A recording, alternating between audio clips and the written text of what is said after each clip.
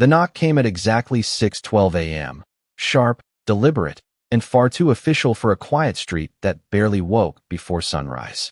Ava Johnson froze mid-step in the narrow hallway, her sneakers half-laced, the smell of toasted bread still lingering in the air behind her. Another knock followed, heavier this time, echoing through the thin walls of the small house like a warning she didn't understand. For a split second, her mind raced through every possible mistake she could have made. Late bills, missed paperwork, something her mother forgot to mention, but none of it made sense with the sound waiting on the other side of that door. She swallowed, her fingers tightening around the edge of the wall as the early morning light slipped through the blinds, casting pale stripes across the worn carpet. Outside, an engine idled low, steady, too smooth to belong to any car on their block. Ava took a slow breath, one she didn't realize she'd been holding, and stepped forward, each footfall quiet but heavy, like the house itself was listening. When she reached the door, she hesitated, her hand hovering just inches from the handle, feeling the faint vibration of another knock before it even landed. Then it came again, firm, patient, undeniable. She opened the door. Two uniformed military officers stood on the porch, their posture straight, their presence cutting through the soft morning air like something out of place, something that didn't belong in a neighborhood where porch lights flickered and mailboxes leaned. Their dark uniforms caught the early light, pressed sharp, spotless, every detail precise. One of them stepped forward slightly, his voice calm, measured, but carrying a weight that made Ava's chest tighten without warning. "Are you Ava Johnson?" he asked. The words hung between them, simple, but heavy in a way she couldn't explain. Ava nodded slowly, her voice caught somewhere behind her ribs. The officer studied her for a moment, not cold, not unkind, just certain, like he had already found what he came for. Behind them, down the quiet street, she noticed the vehicle now, a dark government SUV parked at the curb, engine still running, its presence drawing invisible lines across the morning calm. Curtains in nearby windows shifted just slightly, shadows of neighbors watching without stepping outside. Ava became suddenly aware of everything at once. The faint chill in the air brushing against her skin, the soft ticking of the clock behind her, the untouched plate of breakfast sitting on the kitchen counter, still warm, meant for someone else. Her fingers curled tighter around the doorframe. "Did I do something wrong?" she finally asked, her voice barely above a whisper, steady but fragile at the edges. The second officer exchanged a brief glance with the first, something unspoken passing between them before his gaze returned to her. "No, ma'am," he said quietly. "You didn't do anything wrong." A pause followed, longer than it should have been, stretching just enough to make her heartbeat louder in her ears. The first officer shifted his stance slightly, his polished shoes catching the light as he reached into a folder tucked beneath his arm. "We're here because of someone you've been helping," he said. Ava blinked, confusion rising slowly, like a thought struggling to form. Her mind drifted instantly to the end of the street, to the small, weathered house with peeling paint and a porch that sagged just slightly under its own weight. To the man who never asked for anything. To the plate of breakfast still sitting behind her, waiting. The morning suddenly felt different, heavier, like something had already changed before she even opened the door. The officer's words did not land all at once. They settled slowly, like dust in the quiet space between them, and Ava felt something shift inside her chest, subtle but undeniable, as if the morning had tilted just a few degrees off balance. "Someone you have been helping." The phrase repeated in her mind, steady, echoing, pulling her thoughts back down the street to that small house at the corner where the porch light never worked and the mailbox leaned just enough to suggest it had given up trying to stand straight. She did not speak right away. Instead, she glanced over her shoulder, toward the kitchen where the plates still sat on the counter, eggs cooling, toast losing its warmth, the glass of orange juice catching a thin line of sunlight. It was routine. Every morning at 6, before her shift at the diner, before the buses began to fill with noise and movement, she made that plate. 2 scrambled eggs, lightly salted. 1 slice of toast, never burned. A small glass of juice, always filled to the same line. She never changed it, even when money was tight, even when her tips barely covered groceries for the week. Because consistency, to her, meant something. It meant showing up, even when no one asked you to. Ava turned back to the officers, her fingers loosening slightly on the doorframe. You mean Mr. Whitaker? She asked, her voice steadier now, though a quiet uncertainty lingered beneath it. The first officer gave a small nod, not rushed, not dramatic, just certain. Yes, ma'am. Harold Whitaker. Hearing his full name spoken like that felt strange, almost unfamiliar, like it belonged to a different version of the man she knew. To her, he had always just been the old man at the end of the street, the one who opened the door a few inches, took the plate without a word, and closed it again with the same quiet finality. The one who never smiled, never complained, never asked for anything more. Ava shifted her weight slightly, the cool morning air brushing against her arms as she stepped just a little farther onto the porch. Is he okay? She asked, and this time the question came faster, instinctive, before she could stop it. The second officer's expression softened, not with pity, but with something closer to respect. He is receiving care, he said carefully, choosing each word like it mattered. But we needed to speak with you as soon as possible. Ava nodded slowly, though the answer did not fully settle the growing tension in her chest. Receiving care could mean many things, and none of them felt simple. Her eyes drifted again toward the street, toward that familiar path she had walked every morning for the past month, counting steps without realizing it, memorizing the cracks in the sidewalk, the way the wind always seemed to pick up right at the corner. She had not planned any of it. The first time, it had just been a moment, a decision made in the space of a few seconds when she saw him sitting alone on the porch, staring at nothing in particular, his hands resting still in his lap, like he had forgotten what to do with them. People passed by, cars slowed, then kept moving. No one stopped. Ava had stood there across the street for what felt like longer than it probably was, her backpack slipping off one shoulder, the early morning quiet pressing in around her. Then she crossed. No speech, no introduction. Just a simple, I brought extra breakfast today. He had looked at her then, really looked, his eyes sharp despite everything else, as if measuring something she could not see. He did not thank her. He did not refuse. He just took the plate. And that had been enough. The next day, she came back. And the day after that. And then it became something else entirely. Something steady. Something that did not need words to exist. Now, standing on her porch with two officers waiting, Ava felt that quiet routine unravel just enough to reveal something deeper beneath it, something she had never asked about, never pushed to understand. The first officer opened the folder in his hands, the soft sound of paper shifting breaking the stillness for just a moment. Miss Johnson, he said, his voice low but clear. How long have you been bringing him breakfast? Ava blinked once, thinking, counting without numbers. 31 days, she said softly. The answer surprised even her, but it was right. She knew it was right. The officer nodded again, slower this time, as if confirming something already written down. A faint breeze moved through the street, carrying the distant sound of a car, door closing somewhere beyond view. The world continued, ordinary and unaware, but on that porch, in that narrow slice of morning light, everything felt like it was waiting for the next sentence to change it. The officer's pen moved slowly across the paper, not hurried, not uncertain, just deliberate, as if each small detail carried a weight Ava could not yet see. And when he looked up again, there was a quiet shift in his expression, something more attentive now, more focused, like the conversation had crossed an invisible line from routine to something else entirely. 31 days, he repeated softly, almost to himself, then closed the folder halfway, his thumb holding the pages in place. Ava stood still, the morning air brushing lightly against her face, but she barely felt it anymore, her attention narrowing to the space between the two men and the words they had not yet said. The second officer glanced briefly toward the street, scanning out of habit, before returning his gaze to her. Miss Johnson, he said, his tone steady. During those visits, did Mr. Whitaker ever mention anything about his past, his service, or any family? The question landed gently, but it stirred something deeper than she expected. Ava shook her head slowly. No, sir. He did not really talk much at all. She paused, thinking carefully, not wanting to miss something that might matter now.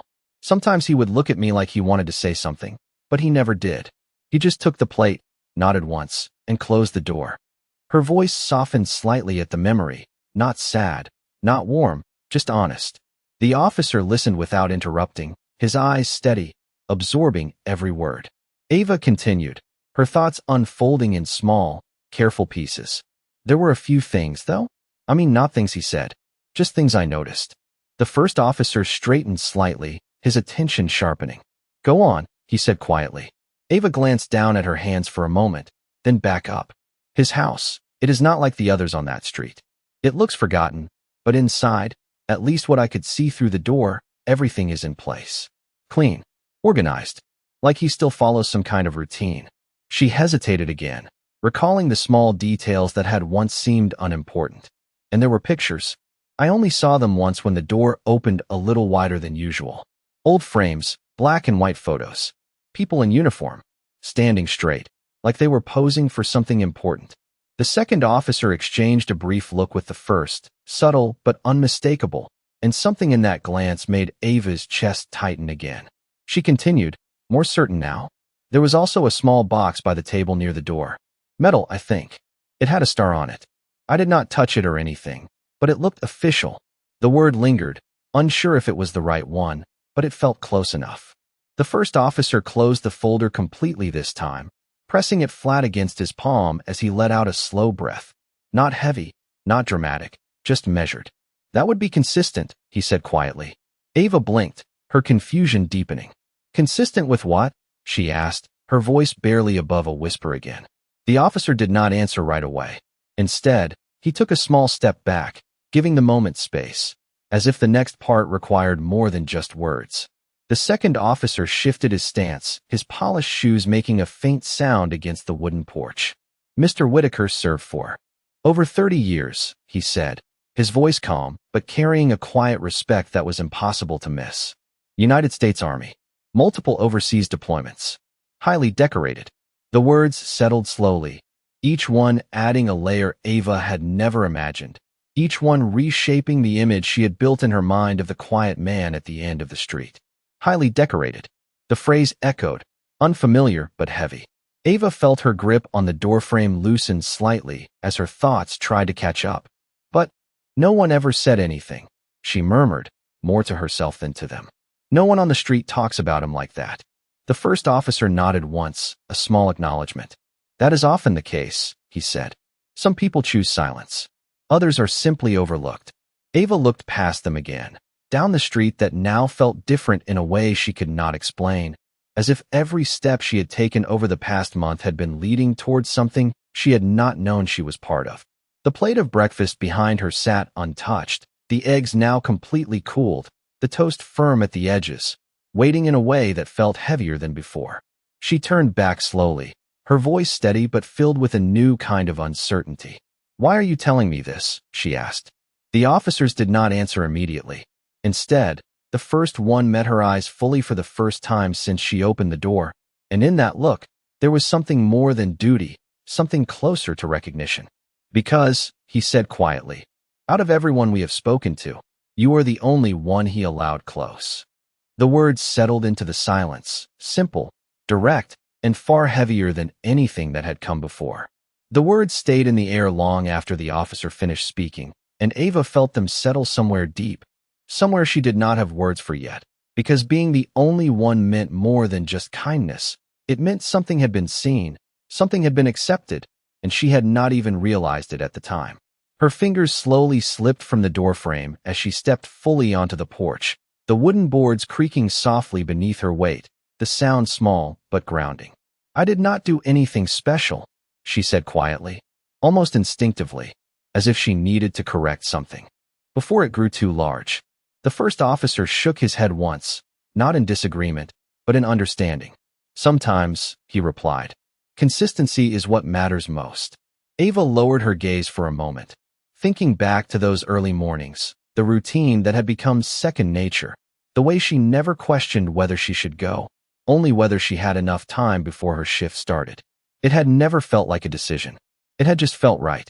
The second officer shifted slightly, his presence steady but patient, as if allowing her the space to process what was unfolding. There is something else, he said after a brief pause, his tone careful, measured in a way that made Ava look up again. Her chest tightened without warning, a quiet instinct telling her that whatever came next would change more than just her understanding of the man at the end of the street. The officer reached into his coat and pulled out a small, sealed envelope, its surface plain except for her name written clearly across the front in firm, deliberate handwriting. Ava's breath caught for just a second. She recognized it immediately. She had seen that handwriting once before, on a small note left beside an empty plate weeks ago, just 2 words written neatly across the paper. Thank you. It had been the only time he had ever said anything to her directly. Now, seeing her name written like that, in the same careful strokes, made something inside her chest tighten in a way she could not ignore. The officer extended the envelope toward her, but did not rush the moment. This was found among his personal belongings, he said. It is addressed to you. Ava hesitated, her hand hovering just short of taking it, as if the space between her fingers and the envelope held more weight than the object itself. He wrote this? She asked softly, her voice carrying a fragile disbelief. The officer nodded once. Yes, ma'am. The morning seemed to quiet even further, the distant sounds of the neighborhood fading into something barely noticeable as Ava finally reached forward and took the envelope into her hands. It was lighter than she expected, but it felt heavy all the same, like it carried something more than paper inside. Her fingers traced the edge carefully, almost respectfully, as if she was afraid of breaking something invisible. She did not open it right away. Instead, she looked up at the officers again, her eyes searching for something they had not yet said. Is he going to be okay? She asked, the question softer now, more personal, no longer just curiosity, but something closer to concern she could not hide. The 2 men exchanged another brief glance, and this time the answer came slower. He is stable, the first officer said, his tone steady but not overly reassuring. But there are things we need to understand, and you may be able to help us. Ava nodded faintly, though her attention was already shifting back to the envelope in her hands, to the man who had lived in silence yet had chosen, for reasons she still did not fully understand, to write her name down when it mattered. The second officer stepped slightly to the side, creating a small opening between them and the street, a subtle invitation. We would like you to come with us, he said. There are a few things at his home that we believe you should see. Ava looked past them once more, toward the quiet stretch of road leading to that familiar house, and for the first time since she had started walking it, the path felt different, not longer, not shorter, but deeper, as if every step she had taken had been leading her toward something waiting just beyond what she could see. She tightened her grip on the envelope, the paper pressing gently against her palm, and gave a small nod. The morning had begun like any other, but now it carried a quiet certainty that nothing about it would remain the same. The ride to the end of the street felt longer than it ever had before, even though the distance had not changed, even though Ava had walked it every morning without thinking, her steps usually quick and familiar, her mind focused on the rhythm of the day ahead. But now seated in the back of the dark SUV, the world outside the window seemed slower, quieter, as if everything had stepped back to let something else unfold. The hum of the engine was low and steady, almost comforting, but it did little to settle the tension building inside her chest. She held the envelope carefully in both hands, her fingers resting along its edges, not opening it yet, not ready, as if doing so would make everything too real too quickly. The officers sat in the front, their voices low and minimal, speaking only when necessary, their presence calm, but carrying a quiet authority that filled the space without effort. Ava's eyes drifted to the window, watching the familiar houses pass by, each one unchanged, each one ordinary. Yet somehow all of it felt different now, like she was seeing the same place through a new lens she had not asked for. When the vehicle slowed and finally came to a stop, Ava already knew where they were. She did not need to look up to recognize the slight tilt of the porch, the worn steps leading to the door, the small patch of grass that never seemed to grow evenly. But what she was not prepared for was everything else. Another vehicle was parked nearby, marked but quiet, its lights off but presence clear. A man in uniform stood near the edge of the yard, speaking into a small radio before stepping aside as the SUV door opened. Ava stepped out slowly, the morning air meeting her again, cooler now, carrying a faint scent of dust and something older, something settled into the wood of the house itself. She had stood here many times before, holding a plate in her hands, waiting for a door to open just enough to accept it. But now the door stood fully open, and that alone felt like a boundary being crossed. The first officer stepped beside her, not rushing her forward, just guiding with a quiet nod. "Take your time," he said. Ava nodded faintly, her steps slow as she approached the entrance, each footfall softer than she expected, as if the ground itself was asking her to move carefully. The inside of the house was dim, the curtains drawn halfway, letting in thin lines of light that cut across the room in quiet patterns. Dust floated in the air, visible only when it crossed those narrow beams, moving slowly, almost suspended. But beneath that stillness, everything was exactly as she had described. Ordered. Intentional. A chair placed just so. A small table aligned perfectly with the wall. Nothing out of place, nothing careless. It did not feel abandoned. It felt paused. Ava stepped inside, her gaze moving carefully across the room, taking in details she had never been allowed to see before. The photographs were there, just as she remembered, only clearer now, rows of them arranged with precision, faces captured in moments that spoke of time she had never known. Men in uniform, standing straight, eyes forward, expressions firm but not cold. In one of the frames, she recognized him immediately, younger, stronger, but unmistakable. The same eyes, the same stillness. Her breath caught slightly as she stepped closer, drawn by something she could not explain. The envelope in her hands felt heavier now, pressing gently against her palm as if reminding her it was still there, still waiting. Behind her, the officers remained near the doorway, giving her space, their presence quiet but constant. Ava's eyes moved from the photographs to the small table near the door, the one she had mentioned earlier, and there it was, exactly where she had seen it before. The metal box, the star etched cleanly into its surface, reflecting a thin line of light. It was not large, but it carried a weight that was more than physical, something tied to everything she was only beginning to understand. She took a small step toward it, then paused, her hand tightening slightly around the envelope. For a moment, the room felt completely still, as if even the air had stopped moving. "You can open it," the second officer said gently from behind her, not referring to the box, but to the letter she still held. Ava did not turn. Her eyes remained on the space in front of her, but her fingers slowly shifted, sliding under the edge of the envelope.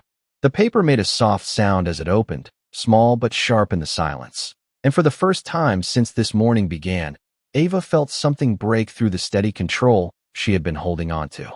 Not fear, not confusion, something deeper, something that felt like the beginning of understanding. The paper unfolded slowly in her hands, the soft crackle of it breaking the silence in a way that felt almost too loud for the stillness of the room, and Ava found herself holding her breath without meaning to, her eyes lowering to the handwriting she now recognized instantly. Firm, steady, every letter placed with intention, as if even this final message had been written with the same discipline that shaped everything else in the house. For a moment, she did not read. She just looked at it, her fingers gently pressing the edges flat, feeling the faint texture of the page, grounding herself in something physical before letting the words reach her. Then, quietly, she began. The first line was simple, direct, and it struck her harder than she expected. "Ava," it read, no formality, no distance, just her name, written as if it had always belonged there. Her chest tightened slightly as her eyes moved to the next line. "You showed up when no one else did." The sentence settled into her, not dramatic, not exaggerated, just true in a way that left no space to question it. Ava swallowed, her throat suddenly dry, her gaze moving more carefully now, slower, as if each word needed time to land. "I did not speak much," the letter continued, "not because I did not want to, but because I had forgotten how." Her breath caught slightly at that, a quiet realization forming in the space between the lines, something about silence that was not emptiness, but distance built over time. The room around her remained still, the thin lines of sunlight unmoving, the dust drifting quietly, as if nothing else existed but the words in her hands. But every morning, the writing went on, "I listen for your steps." Ava's fingers tightened slightly around the paper, her shoulders drawing in just a little, as if the words themselves carried a weight she could feel. She remembered those mornings now, the way she never knocked loudly, the way she would stand there for just a second longer than necessary, not expecting anything, just present. You did not ask questions, the letter continued, and that mattered more than you know. Ava's eyes blurred for just a second, not from tears, but from the sudden shift in understanding, the way something so small, something she had never thought twice about, had been seen in a way she had not imagined. Behind her, the officers remained silent, their presence respectful, distant, allowing the moment to belong entirely to her. The letter continued, each line steady, deliberate. There are things in this house that carry my past. Some of them are meant to be remembered. Some are meant to be left behind. Ava's gaze lifted for a brief second, instinctively glancing toward the metal box on the table, the star etched into its surface catching the light. Just enough to draw her attention again. Then she looked back down. I trust you to know the difference. The words lingered, heavier now, asking something without saying it directly. Ava felt her breath slow, her thoughts narrowing, focusing. Do not let what you see here change who you are. The letter continued. Kindness should not depend on what you expect in return. The sentence settled deeper than the others, echoing in a place she could not fully name, because it reflected something she had always believed without needing to say it out loud. Her fingers softened slightly on the page, the tension easing just enough to let the final lines come into focus. You gave me something I did not think I would feel again, it read. Not gratitude, not relief, something quieter, something steady. Ava's lips parted slightly, her breath catching again as she reached the last line. Keep walking the way you do, Ava Johnson. The name at the end was written just as carefully as the one at the beginning, closing the letter with the same quiet certainty it had opened with. Ava lowered the paper slowly, her hands still, her eyes lingering on the space where the words had been, as if they had not fully left yet.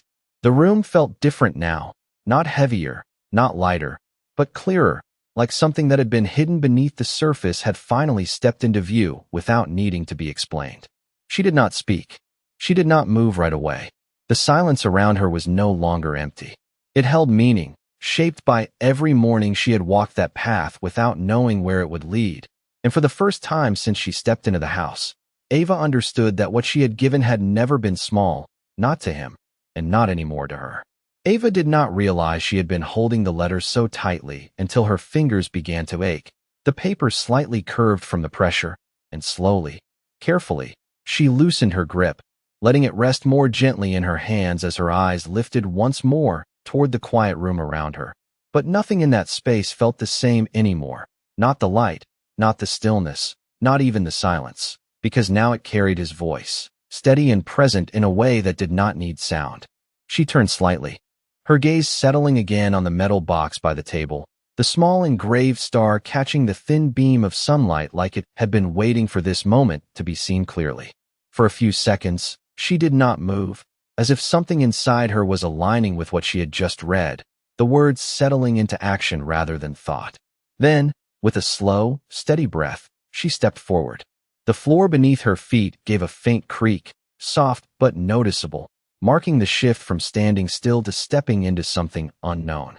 Her hand lifted, hovering just above the surface of the box, not touching it yet, her fingers pausing in the air as if asking permission from something that could not answer. Behind her, the officers remained silent, their stillness no longer just respectful but expectant, as if they already knew what she would find. Ava finally lowered her hand and touched the cool metal surface, the temperature sharp against her skin, grounding her again in the present moment. The box was not locked. That alone felt intentional. She slid her fingers to the edge and gently lifted the lid. The hinge made a soft, controlled sound, not worn, not broken, just used carefully over time. Inside, everything was arranged with the same quiet precision she had seen throughout the house. Metals rested in neat rows, their ribbons perfectly aligned, colors muted but still rich under the dim light. Small engraved plates caught her eye, names and dates etched into them, each one representing something she could not fully understand but could feel the weight of. She did not reach in right away. Instead, her eyes moved slowly across the contents, taking in the details one by one. letting them form a picture that was far larger than any single piece. Near the back of the box, partially tucked beneath a folded cloth, she noticed a photograph, different from the others on the wall. Smaller, more personal. She leaned slightly closer, her hand finally moving, careful and deliberate as she lifted it free. The image showed a group of soldiers standing together, but this time they were not posed formally. Some were smiling, some mid-laugh, their posture relaxed, their expressions open in a way that felt rare compared to the framed photos outside. And there, slightly off-center, was him again, younger, but unmistakably the same man. His expression was different here. Not distant, not guarded. There was something lighter in it, something alive. Ava felt her breath soften as she looked at that version of him, the one she had never known but could now see clearly for the first time. As she studied the image, her eyes shifted toward the corner of the photograph, where a small handwritten note had been added in faded ink. She tilted it slightly to catch the light, reading carefully. For the ones who came back, and the ones who did not. The words settled heavily, quiet but undeniable, and Ava felt something inside her chest tighten again, not from confusion this time, but from understanding that came without explanation. She lowered the photograph slowly, holding it just above the box as her gaze drifted back to the medals, to the order, to the life that had existed here long before she ever walked up that porch with a plate in her hands. Behind her, the first officer finally stepped forward, his presence gentle but firm, his voice low enough not to break the moment. "He never spoke about it," he said. Ava did not turn, her eyes still on the contents before her. "No," she replied softly, her voice steady now, grounded in something deeper than before. The officer paused for a brief moment, then continued. "But he kept everything. Not for recognition. For remembrance." Ava nodded faintly, her fingers brushing lightly against the edge of one of the medals, not lifting it, just acknowledging it, the cool surface reflecting a faint shimmer of light. She understood now, not in full detail, not in every story behind each piece, but in something more important. The silence he had lived in was not emptiness. It was weight. It was memory carried without needing to be spoken. Slowly, she placed the photograph back into the box, exactly where she had found it, her movements careful, respectful, as if she was returning something sacred to its place. When she closed the lid, the soft click felt final, but not like an ending. More like a pause between chapters. Ava straightened, the envelope still in her other hand, the letter now folded but not forgotten, and for the first time since the officers had arrived, she felt something settle inside her that was not uncertainty. It was clarity, quiet and steady, the kind that did not need to be explained to exist. Ava remained standing there for a moment after closing the box, her hand resting lightly on the cool metal surface as if she needed that final point of contact to steady herself before turning away. And when she finally did, the room no longer felt like a place she had just entered. It felt like something she had been invited into, something that had quietly accepted her presence long before she understood why. The officers stepped back slightly as she moved, giving her space without needing to say anything, their silence now less formal and more respectful, as if they recognized that whatever needed to happen next belonged to her as much as it did to them.